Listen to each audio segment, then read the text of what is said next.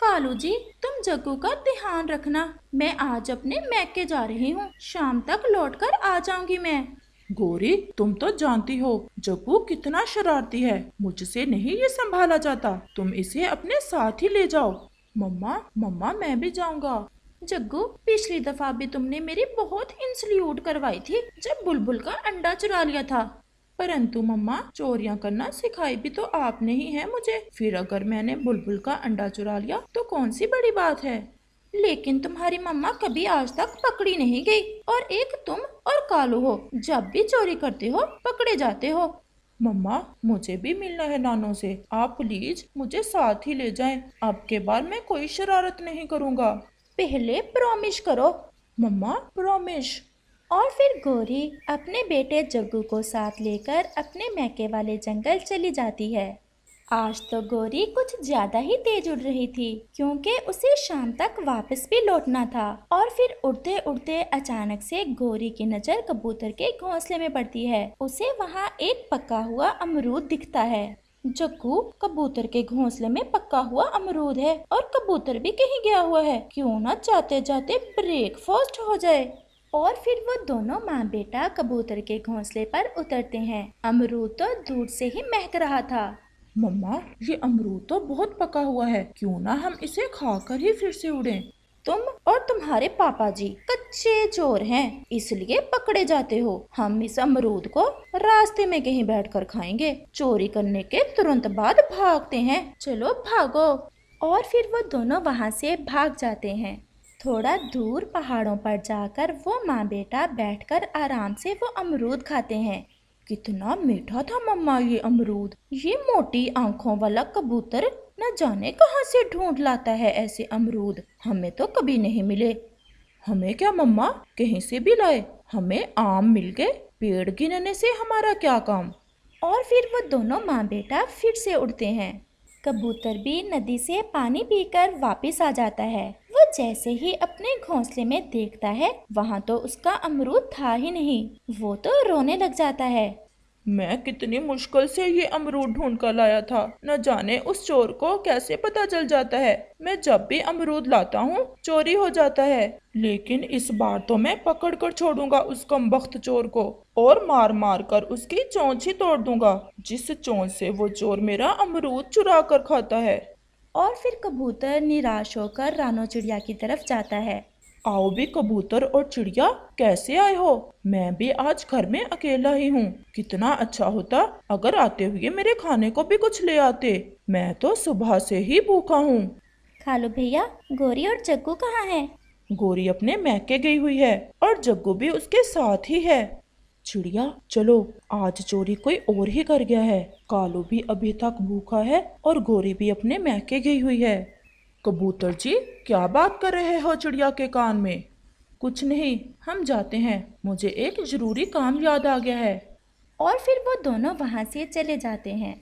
थोड़ा आगे उन्हें तोता मिल जाता है और वो दोनों तोते के पास जाते हैं।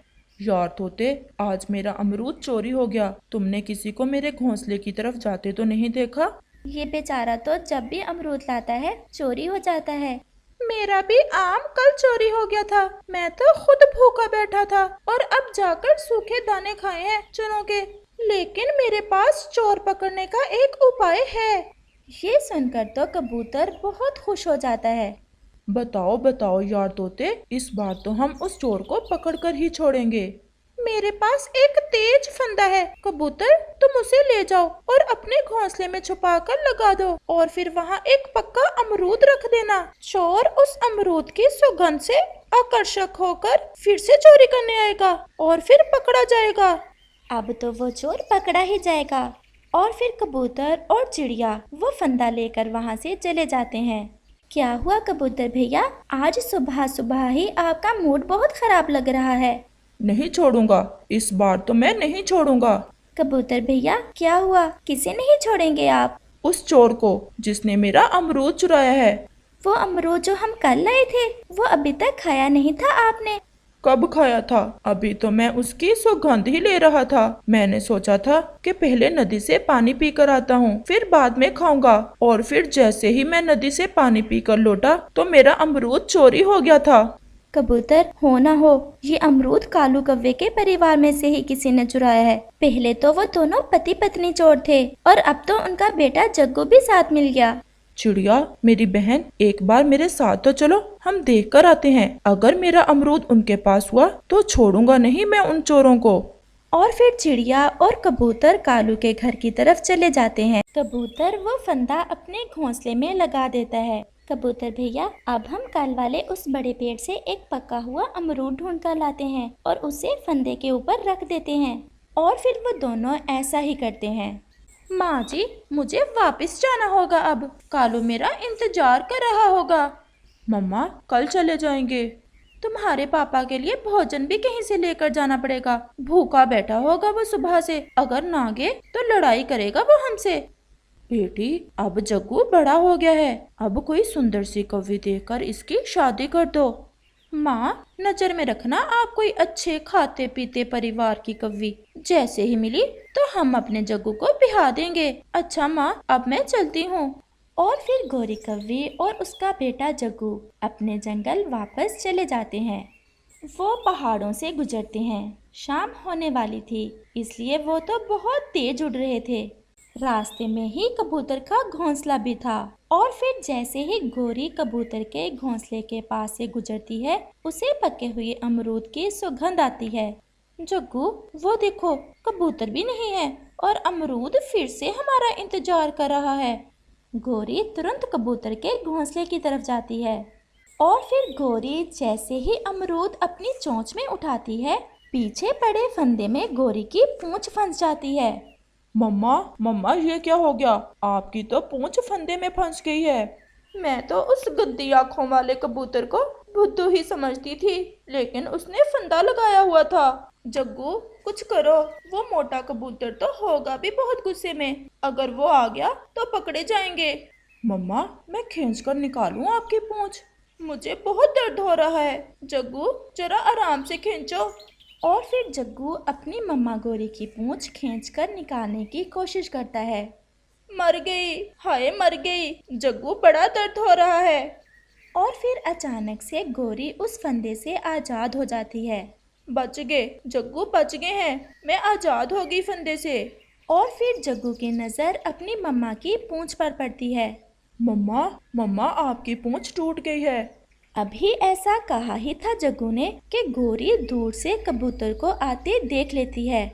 जग्गू, पूंछ को छोड़ो और भागो, कबूतर आ रहा है। और फिर वो वहाँ से भाग जाते हैं। फंदा काम कर गया और ये काली काली पूंछ तो गोरी की है। इसका मतलब वो भाग गई अपनी पूंछ यहीं छोड़कर। मैं ये पूंछ लेकर चिड़िया के पास जाता हूँ। अरे गोरी, ये क्या? तुम्हारी पूंछ कहाँ गई? कालू, मुझे ज्यादा ना बुलाना, मुझे बहुत दर्द हो रहा है। वो ना, मेरे मैके वाले जंगल में एक बूढ़ी कौवी थी। मैंने अपनी पूंछ उसे डोनेट कर दी है। लेकिन मम्मा। चुप कर जा, अगर बोले तो मारूंगी बहुत। प्यारे दोस्तों, इस कहानी का अगला भाग देखने के लिए कल तक इंतजार करें। और अगर आपको ये वाला भाग अच्छा लगा हो तो हमें कमेंट करके जरूर बताना। वो जंगल बहुत बड़ा था और बहुत घना भी, जिसमें तरह तरह के जानवर और पक्षी रहते थे। उसी जंगल में हाथी और उसकी पत्नी बहुत पुराने आबाद थे। उन्होंने अपनी सारी जिंदगी इसी जंगल में गुजारी थी। इन दोनों पति पत्नी में बहुत प्यार था। वो कभी भी अकेले ना घूमने जाते। जिधर भी जाते वो जोड़ा साथ साथ इकट्ठे ही जाता। लेकिन कभी कभी उसकी पत्नी बहुत उदास हो जाती थी। इसका कारण वो दुख था जो वो अपने मन में हर वक्त लिए फिरती। वो ये कि इनकी कोई औलाद ना थी। तुम ऐसे क्यों बैठी हो? मेरा दिल बहुत उदास है। मैं जब दूसरे हाथियों को अपने बच्चों के साथ देखती हूँ तो मेरा भी दिल करता है कि मेरा भी कोई बच्चा हो। तुम दिल थोड़ा ना किया करो। अगर तुम्हारे भाग्य में हुआ तो ये खुशी तुम्हें भी जरूर मिलेगी। मैं तुमसे एक बात कहना चाहती हूँ। कहो, क्या बात है? जंगल में पूर्व की तरफ पूजा करने की जगह है। मेरा दिल कहता है कि मुझे वहाँ जाकर प्रार्थना करनी चाहिए। अगर तुम ऐसा सोचती हो तो हम आज ही उस तरफ निकल जाते हैं। मुझे पता था तुम जरूर मान जाओगे। और वो दोनों पति पत्नी जंगल में पूर्व की तरफ चल देते हैं। शाम होने से पहले ही वो वहाँ पहुँच जाते हैं।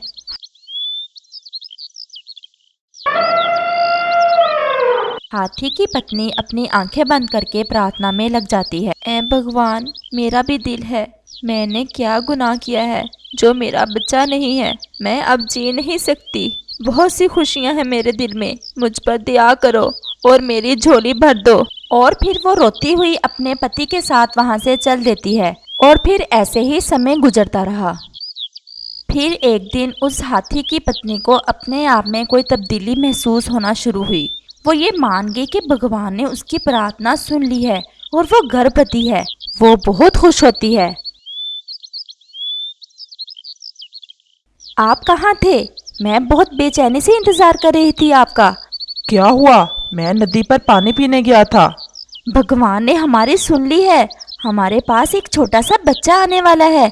क्या क्या तुम सच कह रही हो? इससे बढ़कर और क्या खुशी हो सकती है हमारी जिंदगी में? वो दोनों ही बहुत ज्यादा खुश थे। समय गुजरता गया। आखिर वो दिन आ ही गया जब इनके यहाँ एक बहुत सुंदर सा बेटा पैदा हुआ। ये उनकी जिंदगी का सबसे खूबसूरत दिन था। और फिर तो हाथी की पत्नी की सब उदासियां खत्म हो गई थी। समय खुशी के साथ गुजरता रहा। फिर उस जंगल में यहाँ वो रहते थे, वहाँ भोजन की कमी होनी शुरू हो गई। सागर के पापा, क्यों ना हम जंगल के दूसरी तरफ चले जाएं? यहाँ तो काफी कम भोजन मिलता है। मेरा बच्चा ठीक से पेट भी नहीं भर पाता। मैं चाहती हूँ मेरा बच्चा अच्छे से अच्छा भोजन खाए। हाँ, तुम ठीक कह रही हो। अब हमें जाना ही होगा। और वो जंगल की दूसरी तरफ अपना सफर शुरू करते हैं। दोपहर होने को थी। जंगल में एक छोटा सा मैदान था। वो वहाँ एक पेड़ के नीचे थोड़ी देर बैठ जाते हैं। थके हुए थे। बैठते ही मामा हाथी और पापा हाथी की आंख लग जाती है। सागर खेलता खेलता थोड़ा दूर निकल जाता है। वो बच्चा कब परिचित था इस जंगल से, और उसे क्या खबर थी कि ये ट्रेन की पटरी है। और वो थोड़ा आगे जाकर ट्रेन की पटरी पर बैठ जाता है। रानो चिड़िया दूर से आती ट्रेन देखकर जोर जोर से शोर मचाती है। लेकिन सागर को कब खबर थी कि चिड़िया शोर क्यों कर रही है। मैं क्या कर सकता हूँ? वो बच्चा सामने पटरी पर बैठा हुआ है। वो ड्राइवर बहुत दयालु था। वो बार बार हॉर्न बजाता है, लेकिन बच्चा वहाँ से जरा भी नहीं हिलता। अगर ट्रेन को रोकूं तो रोक ही जाती है। यहाँ तो ट्रेन रोकना अलाउ भी नहीं है। ना रुकूं तो ये बच्चा मरता है। ऐ मेरे भगवान, मैं क्या करूँ? वो अपने आप से ऐसे बातें करता है, लेकिन उसके पास समय बहुत कम था। वो अपनी जॉब की परवाह किए बगैर ट्रेन को रोक लेता है।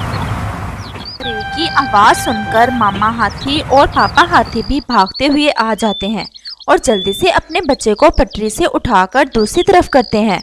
तुम्हारा बहुत धन्यवाद, हमारे पास शब्द नहीं है। आप बहुत दयालु हो। मैं अपने दिल से मजबूर था। मुझे ट्रेन रोकना ही पड़ी।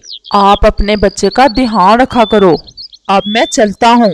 ट्रेन अपनी मंजिल की तरफ, मामा और पापा हाथी अपनी मंजिल की तरफ चलते हैं। अर्जुन अपने घर अभी पहुंचा ही था कि इसकी पत्नी उसे एक नोटिस थमा देती है। क्या है ये? पता नहीं, खुद ही देख लो। वो जैसे ही नोटिस पढ़ता है वो बहुत दुखी हो जाता है। क्या हुआ? तुम इतने परेशान क्यों हो गए हो? मेरी जॉब चली गई है। मुझे इसी बात का डर था। और अर्जुन अपनी पत्नी को जंगल में हाथी के बच्चे वाली सारी बात बताता है। तुम फिक्र ना करो, तुमने किसी की जान बचाई है और भगवान कभी भी तुम्हें अकेला नहीं छोड़ेगा। अब क्या करूँगा? मेरे पास तो इतने पैसे भी नहीं कि कोई कारोबार कर सकूं। जब ये जॉब नहीं थी तो हम गांव में क्या काम करते थे? लकड़ियाँ बेचा करते थे। क्या अब मैं फिर से लकड़ियाँ बेचूंगा? इसमें बुरा ही क्या है? अपनी मेहनत है और इसका तुम्हें अनुभव भी है। हाँ, तुम ठीक कहती हो। अब मैं अपने बच्चों को भूखा तो नहीं देख सकता। और फिर दूसरे दिन अर्जुन संदूक से अपना पुराना कुल्हाड़ा निकालता है और जंगल की तरफ चल देता है। वो इस जंगल से थोड़ा बहुत परिचित तो था ही। वो जल्दी जंगल में पहुंच जाता है और एक सूखा पेड़ देखकर इसकी टहनियाँ काटने लगता है। पापा हाथी और मामा हाथी और उनका बच्चा जो उधर से गुजर ही रहे थे, इनकी नज़र अचानक से उस आदमी पर पड़ती है सागर के पापा, क्या तुम देख रहे हो? ये वही इंसान है जिसने अपने सागर की जान बचाई थी। हाँ, मुझे भी वही लग रहा है, लेकिन ये यहाँ कैसे और इस हालत में? चलो हमें इसे पूछना चाहिए। और वो उसके पास जाते हैं। आप वही दयालु इंसान हो ना जिसने हमारे बच्चे की जान बचाई थी? हाँ, मैं वही ट्रेन का ड्राइवर हूँ, लेकिन आप यहाँ कैसे? और फिर अर्जुन उन्हें सारी बात बताता है। तुम परेशान क्यों हो? हम तुम्हारी मदद करेंगे, तुम हमारे साथ आओ। पापा हाथी और मामा हाथी अर्जुन को जंगल में गुफा की तरफ ले जाते हैं। आप अंदर जाओ इसके। लेकिन अर्जुन थोड़ा डरता है। आप डर क्यों रहे हो? सागर, चलो साथ जाओ अपने अंकल के गुफा के अंदर। और अर्जुन जैसे ही गुफा के अंदर जाता है, इसे अपनी आंखों पर विश्वास नहीं आता, क्योंकि अंदर तो हर तरफ सोना, हीरे और जवाहरात पड़े थे।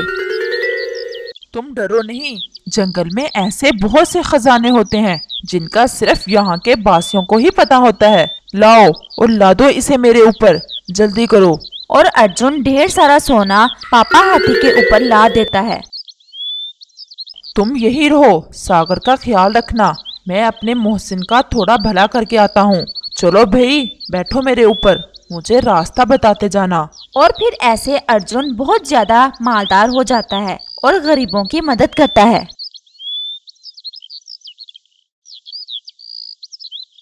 इस कहानी से हमें सीख मिलती है कि जो अपने नुकसान की परवाह किए बगैर किसी दूसरे की मदद करता है, उसके रास्ते हमेशा खुले रहते हैं।